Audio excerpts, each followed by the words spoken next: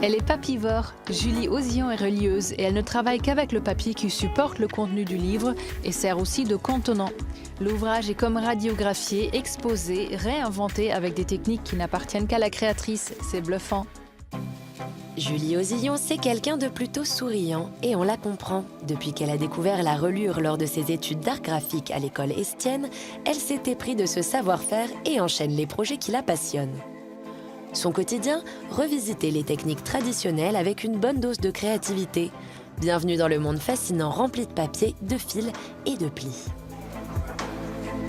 Relier un livre, c'est le construire, on va dire, c'est assembler les pages à l'origine pour que les livres soient plus solides. Et la reliure de création, c'est cet aspect technique, mais ajouté d'un aspect créatif, donc créer un décor, on appelle ça, sur le livre directement, en rapport ou pas avec le contenu du livre. Ce qui me plaît dans la reliure, c'est d'aller chercher dans les techniques anciennes, de m'en inspirer, de les déstructurer et d'en faire autre chose. La reliure de création, c'est ça, une grande maîtrise des techniques qui lui permet d'en exploiter les multiples potentiels créatifs, autant au niveau de la structure du livre que de son décor graphique. Et ça, c'est l'étape qui est très stressante quand on est filmé.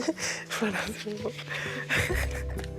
Et l'une des spécificités du travail de Julie, c'est son recours au papier, un matériau original dans le milieu de la reliure qui fait traditionnellement appel au cuir. Un matériau qui la passionne, qu'elle s'approprie et qu'elle fabrique même elle-même aujourd'hui. C'est mon matériau fétiche, mais aussi quelque chose que j'ai envie de défendre dans le milieu de la reliure. Et oui, contrairement à ce que l'on peut penser, une reliure en papier, c'est solide aussi, et ça permet surtout une grande liberté. Il suffit de regarder la variété des créations de Julie, qui élabore autant pour les artistes que pour ses propres réalisations. J'ai utilisé un papier qui a la propriété de s'amincir sous l'effet de la chaleur. Là, c'est du marquage à chaud, une couture qui rappelle la couture japonaise, mais qui, là, ne sert pas à relier les pages. C'est vraiment l'exemple de ce que j'aime faire, c'est-à-dire utiliser les gestes du relieur dans complètement autre chose. Parfois, c'est même plutôt un exercice de style. On arrive presque dans la sculpture, mais toujours à partir des gestes que je réalise quotidiennement, c'est-à-dire plier, coudre, découper.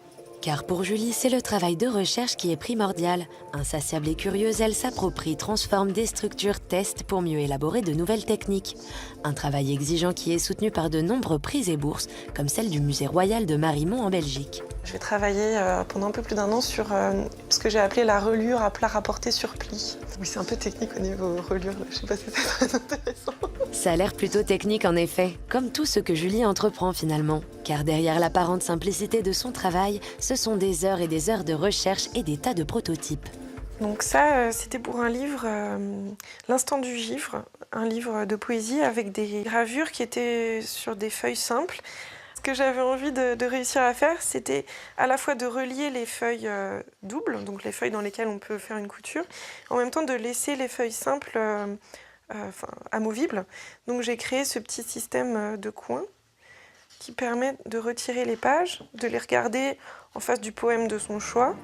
Et hop, on les remet en place. Pour moi, c'est ça vraiment la reliure, tu vois. La reliure, c'est la construction. Son objectif, c'est aussi de mettre en valeur et de diffuser les savoir-faire. C'est pour ça qu'elle aime laisser apparaître les coutures pour montrer le geste de l'artisan ou qu'elle a développé une collection de carnets qu'elle appelle les carnets précieux. C'était aussi pour valoriser la reliure. La version créative, elle est méconnue. Créer des carnets, c'est une façon de toucher un public plus large que le public des bibliophiles ou des connaisseurs dans ce domaine-là. Là encore, tout repose sur un travail inventif autour du papier. J'appelle ça de la gravure de papier.